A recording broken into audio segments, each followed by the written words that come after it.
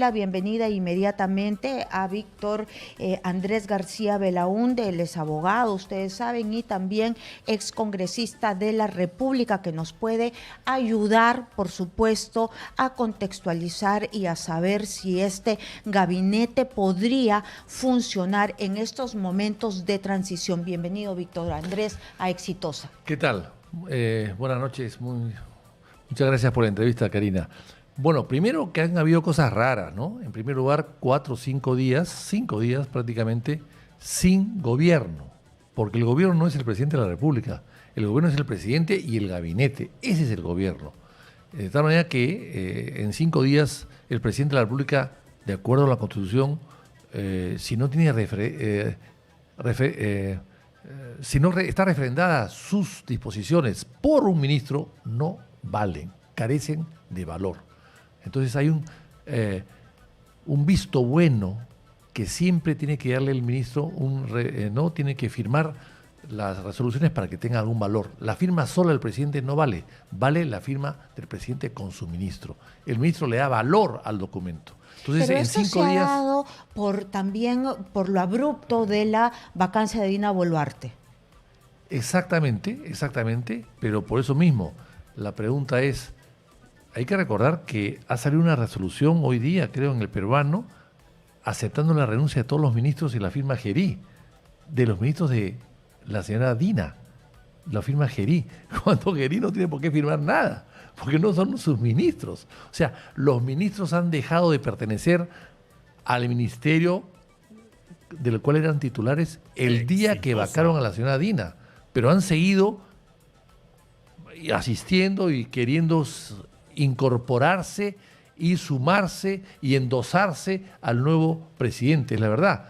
El ministro de Salud y el ministro de Transportes decían que iban a renunciar. No, y estaban renunciados desde el momento que vacan al presidente.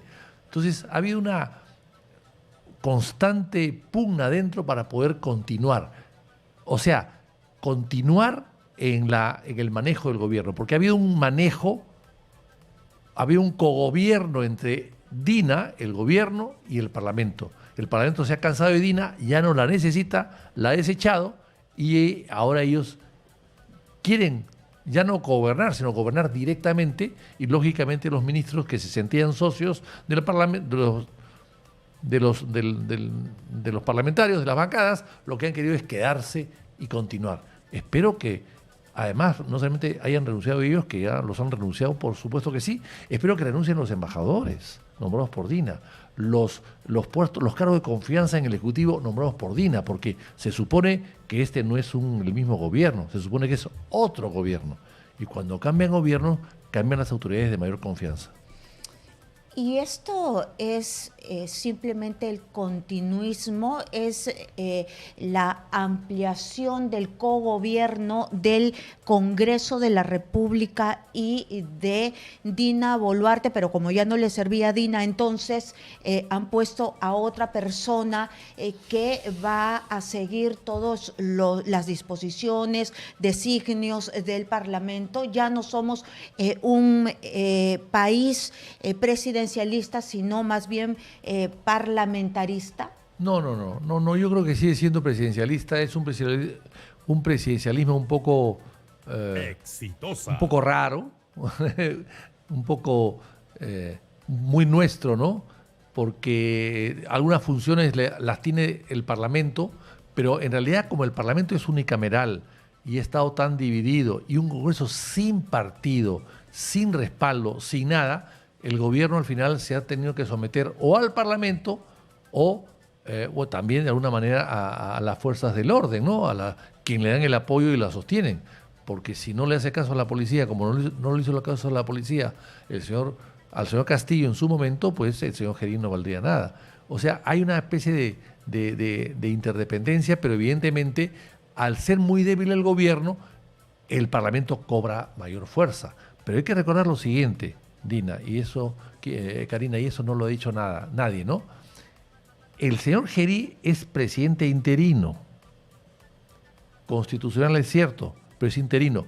Y es presidente de la República en tanto en cuanto es parlamentario, porque su función surge el Parlamento, su cargo surge el Parlamento. Si no fuese parlamentario, no podría presidir el gobierno. Y lo preside a falta de vicepresidentes. Entonces, en el fondo, está ejerciendo el cargo de parlamentario también. Porque si él deja de ser parlamentario, automáticamente se crea una vacante en el Parlamento para que alguien lo pueda sustituir. Y eso no se hizo. Eso se discutió ya en época de Paniagua. Paniagua fue elegido presidente de la República, pero nunca dejó de ser presidente del Congreso. Era presidente de los dos poderes del Estado. Una cosa rara y extraña debido pues al tema de emergencia. Pero yo recuerdo que el suplente de Paniagua en su momento era Álvaro Landini y él no entró al Parlamento. De acuerdo. Porque Paniagua no salió del Parlamento. De acuerdo, entonces las cosas están ya delimitadas de esa manera desde que entró en funciones o se hizo esta figura con Paniagua. Pero ahora, este gabinete, ¿qué le parece en su conjunto? Después vamos a ir viendo algunos de ellos que ya comienzan con algunos cuestionamientos. ¿Qué le parece en su conjunto la conformación de este gabinete transitorio que lo que busca es primero tratar de solucionar esta primera emergencia que tienen, que es mañana la protesta? Bueno, se ha demorado mucho 5 días y en 5 días no ha habido gobierno en el Perú, ese es cierto. Ya finalmente ha juramentado el Parlamento. Hay personas, muchas que no conozco.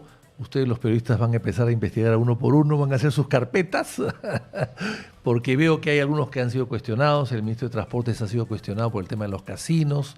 El primer ministro es un jurista, profesor de una universidad. Bueno, no, que yo sepa, no hay nada que se le pueda acusar, salvo que escribe mucho y de repente... Claro, es un tuitero empedernido, ¿no? Es decir, pero eso marca su posición política y ha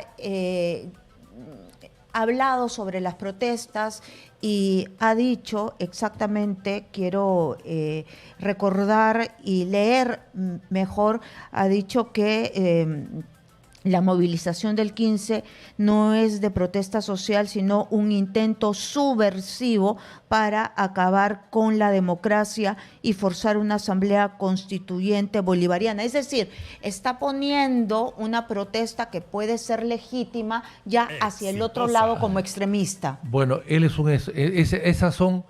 una posición política exageradamente, ¿no? De derecha, es una extrema derecha parecería, ¿no? Bueno, no creo que le vaya bien así, la verdad, no creo que le vaya bien así. Además, a pensar pues que el chavismo está en el Perú a través de una protesta de mañana. La protesta de mañana, que ojalá que sea pacífica y que no sea violenta, evidentemente es una protesta que viene de atrás. Hay que recordar que estas protestas empiezan con la codicia salvaje de las AFP que le pusieron a los chicos de 18 años, 19 años, que salían a las calles a hacer sus cachuelos, le pusieron 15% de impuestos, o sea, 8 impuestos a la renta, 5 aportes a los AFPs y 2% de comisiones y seguros, o sea, 15%. O sea, los chicos salieron a protestar por eso. Ahí se inicia esa protesta que dura casi un mes y al final se suman otros gremios y al final viene el tema de agua marina y todos se suman a una vacancia, no por incapacidad moral, sino por incapacidad de gestión de la señora Boluarte, que es diferente, lo cual habría que analizarlo también, qué consecuencias puede tener esta distinción. Y entonces, lo que viene ahora es la protesta de antes y la protesta de haber sacado a una presidenta para que el Congreso, que tiene tan poca popularidad como la presidenta saliente y que tiene un presidente cuestionado, que hasta ahora no le encuentran dónde dejó su BBD. Entonces, claro, en la denuncia de violación. Entonces, evidentemente, la protesta es por eso. O sea, tú no puedes sacar a una persona muy mala para poner a una peor. Esa es la protesta que viene mañana. Ojalá que se mantenga dentro de los parámetros de una protesta pacífica, ¿no? Sería recomendable que esta protesta que he estado viendo en redes sociales, hay algunos que que ya hablan de que se vayan todos, en este momento se cambie de gobierno, se cambia Gerí, se cambie de el nuevo gabinete, ¿usted estaría por esa línea? Yo creo que ojalá que este Congreso pueda aprobar una norma para que no haya ningún tipo de cambios presidenciales cuando se inicia ya un proceso electoral. Eso es cambiar de jinete en plena carrera, cambiar una carrera de caballos, cambiar el jinete en plena carrera, eso no se puede hacer. Eso me parece que haga usted. Yo vengo ahora del extranjero y la sensación y las noticias que salen del Perú sobre 8 presidentes en 9 años es terriblemente mala. Terriblemente. O sea, nos ponen debajo de Haití.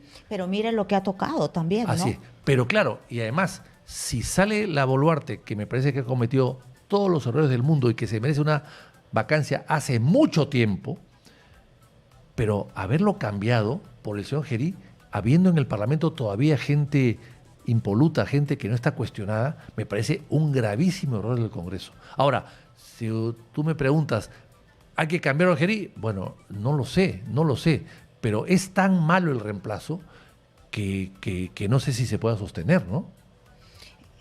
De acuerdo, porque el Congreso ha sido tan imprudente y además no ha pensado en el país, que no se han puesto de acuerdo para poner al mejor, pero esa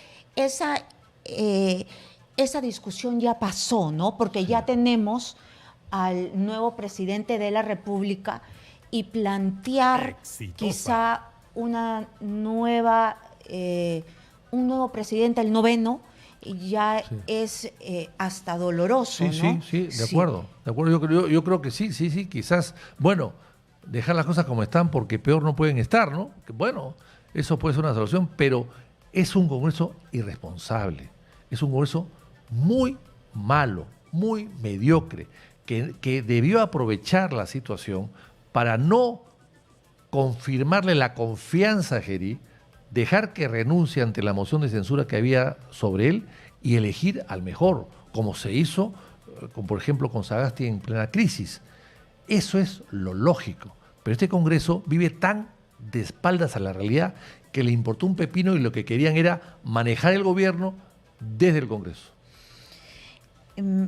Ernesto Álvarez Miranda, ya vemos que va empezando, puede ser un buen profesional, puede haber pasado por por la jefatura del TC, pero sin embargo tiene estos antecedentes que quedan escritos, grabados y además en la red donde nunca se borrarán, por más que él ya ha cerrado sus cuentas, ha eliminado sus cuentas de X, sus cuentas de Instagram, ya los buscamos y ya no está, pero ya escribió y ha escrito en este sentido. Luego, Hugo de Sela es el ministro de Relaciones Exteriores. Creo que tiene amplia experiencia. A ver, yo creo que es lo rescatable de los nombramientos, ¿no? Es un embajador de carrera, de mucha carrera, de buena carrera. Ha sido embajador creo que estuvo en Washington, estuvo en las Naciones Unidas, en Nueva York, ha sido candidato a la Secretaría General de la OEA, estuvo en la OEA trabajando mucho tiempo. Exitosa. Es decir, yo creo que es un profesional de altísima calidad. En buena hora que esté allí, está salvando la Cancillería. La Cancillería es una de las instituciones de la República que más prestigio tiene y que menos cuestionamientos han tenido a lo largo de sus 200 años de historia. Así que me alegro que se conserve esa calidad porque el que ha salido era bueno, pero este también es muy bueno. La diferencia es que el otro era diplomático activo y Hugo de Sela es un diplomático retirado, pero es un diplomático de una gran calidad. Así que la Cancillería va a estar en buenas manos. Por lo menos estoy seguro que no va a convencer a Gerí para que viaje tanto, porque hay que recordar que la Cancillería de alguna manera fomentaba o apoyaba o estaba de acuerdo en los viajes que hacía Dina, que viajó 11 veces en 2 años. un récord casi histórico en el Perú. Y teniendo la coyuntura que teníamos. Exactamente. Después está el ministerio más caliente de todos los ministerios, que es el Ministerio del Interior. Vicente Tiburcio es el nuevo ministro. Él es un ex GEIN, ha estado como director de la DIRCOTE y ha participado en el Grupo Especial de Inteligencia en la captura de Abimael Guzmán. Ha tenido una carrera también que le ha permitido ser jefe de la División contra el Terrorismo en el Alto Huallaga. Yo lo felicito por su hoja de servicios que acabo de escuchar, sí, en buena hora. Yo personalmente creo que los policías no deben ser ministros del Ministerio del Interior, porque siempre hay el ex PIP, el ex Republicana, el ex Guardia Civil, siempre hay esos grupos, siempre hay promociones, y entonces no siempre hay esta unidad y fraternidad y solidaridad que debe existir, porque son cuerpos muy grandes, con muchos problemas y con muchas tensiones y tendencias dentro. Entonces, poner a un policía de ministros significa que inclinen la balanza sobre una promoción sobre la otra o sobre un ex cuerpo sobre el otro, ¿no? O una ex departamento sobre el otro. Entonces yo creo que lo mejor para mí es que los ministros del Interior no deberían ser policías, porque tienen sus propias cargas y a veces no pueden actuar con objetividad. Hay que recordar que los ministros del Interior que han sido policías han sido 10 o 15 en los últimos años y el Ministerio no ha mejorado. Y los delincuentes que hay en la policía, que lamentablemente los hay, aunque hay grandes policías que hay que respetar, no hemos visto tribunales de disciplina policiales que expulsen a los malos policías en los últimos 10 o 15 años. Estaba diciendo que tampoco conocía a la mayoría de las personas que estaban en este gabinete. Jorge Eduardo Figueroa Guzmán, ministro de Educación, yo tampoco lo conozco, ¿no? Este es un abogado peruano especializado en Derecho Digital y Nuevas Tecnologías. En el sector público, Figueroa ha ocupado diferentes cargos en el Ministerio de Educación, entonces es alguien de carrera.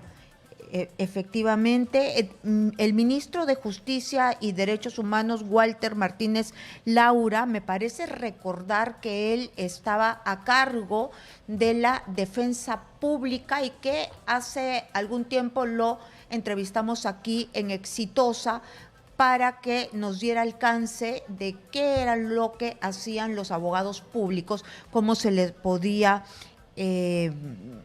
contactar. Y trabajó además en la Defensoría del Pueblo con Walter Gutiérrez. Y estuvo muy poco tiempo, parece que al año lo sacaron. No sé por qué.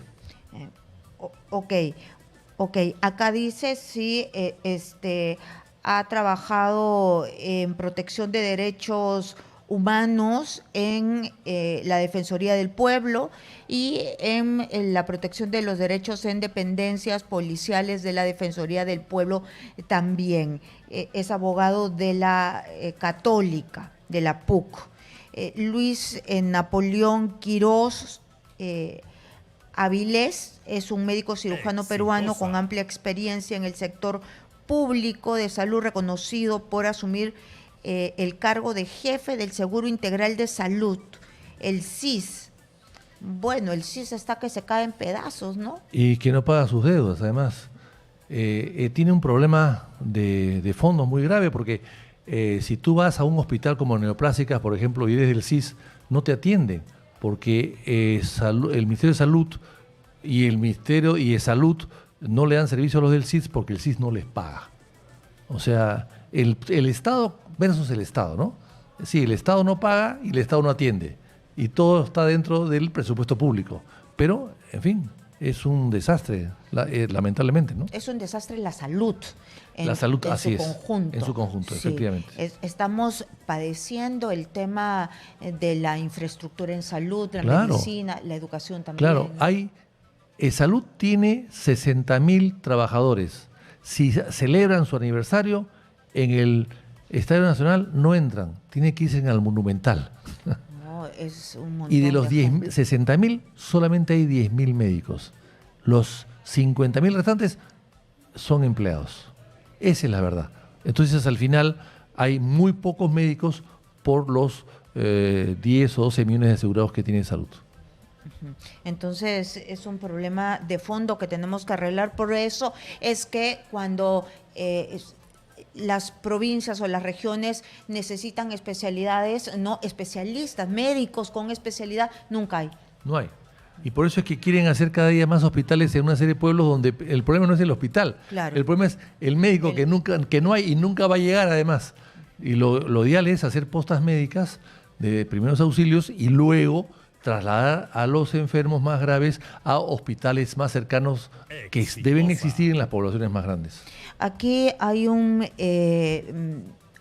ministerio como todos, ¿no? Pero este ministerio es el Ministerio de Desarrollo Agrario y Riego, el Ministerio de Agricultura, que tiene una tarea de fondo porque hay muchísimos agricultores en extrema pobreza que necesitan de agua y que no se hacen pues las obras, las grandes obras de infraestructura que se necesitan para llevarles agua. ¿Quién es el nuevo ministro? Vladimir Germán Cuno Salcedo. Es un funcionario, dice, con conocimiento del sector agrario y de riego. En los últimos 5 años se ha desempeñado continuamente como funcionario del ministerio. Bueno, pero es un ministerio que no funciona, lamentablemente. Sí. El ministerio, cada vez que el Perú crea un ministerio para un sector del Estado, el sector empeora y no mejora, ¿no? Se creó el Ministerio de Cultura, hay menos cultura. Se creó el Ministerio del Ambiente, hay menos ambiente que antes, ¿no? Medio ambiente que antes. Se creó cualquier ministerio que uno cree, ¿no? Hay un Ministerio de Trabajo, hay cada día menos trabajo. Promoción social es un ministerio que no promueve socialmente nada. O sea, estamos ante un país donde los ministerios crecen en burocracia, pero no desarrollan con eficiencia los objetivos, por los objetivos que se ha creado, ¿no? El siguiente ministro, el ministro de Defensa, César Díaz Peche, ¿no? Es un general retirado del Ejército del Perú, espacio donde realizó varias incursiones en el Brain a fin de combatir los movimientos insurgentes. No hay más, de acuerdo con Ana Segarra, vocera de Somos Perú, el presidente José Gerí ha buscado personas que tengan capacidad técnica.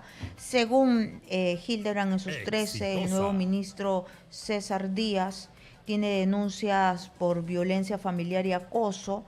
Según este semanario, su expareja lo denunció por hostigarla en la vía pública y mediante videovigilancia y audios siempre la persigue con el fin de vengarse. Eso es lo que dice un reportero de Hildebrand en sus 13 y muestra las denuncias policiales. Bueno, pero lamentablemente si el presidente de la República está acusado o denunciado por violación, ¿qué importancia tiene poner a un ministro de Defensa que sea denunciado por su esposa? O sea, estamos en un mundo al revés. Si aceptamos una serie de cosas, aceptamos casi todo. O sea, me parece que tiene que haber una moral y una ética inmaculada para ser ministro de Estado, porque no solamente ejerce una autoridad, sino ejerce un ejemplo hacia la ciudadanía y que da una credibilidad y da una confianza en la autoridad. Ahora, yo también creo que el ministro de Defensa no tiene por qué ser militar, tiene que ser, a mi modo de ver, civil, porque el Ministerio de Defensa son 3 fuerzas, las Fuerzas Armadas, 3, Ejército, Marina y Aviación. Entonces, cuando tú tú colocas de ministro de Defensa a un general del Ejército, por lógica va siempre tratar de privilegiar su arma a las otras armas. Entonces, por eso es que para evitar ese problema, lo que se hace en todas partes del mundo, no solamente en el Perú, es crear un Ministerio de Defensa, sí, pero al mando de un civil, no al mando de un militar. De acuerdo. Entonces, muchísimas gracias por estar aquí tratando de ayudarnos desde la experiencia en el Congreso de la República. Todos estos años siendo congresista le da un contexto distinto a la mirada que tiene Víctor Andrés García Belaúnde para ayudarnos a ver qué es lo que se nos viene. Ojalá que la protesta sea sin violencia y que le vaya bien al país. Muchísimas gracias. Muchas gracias, Karina. Muchas gracias a Víctor Andrés García Belaúnde.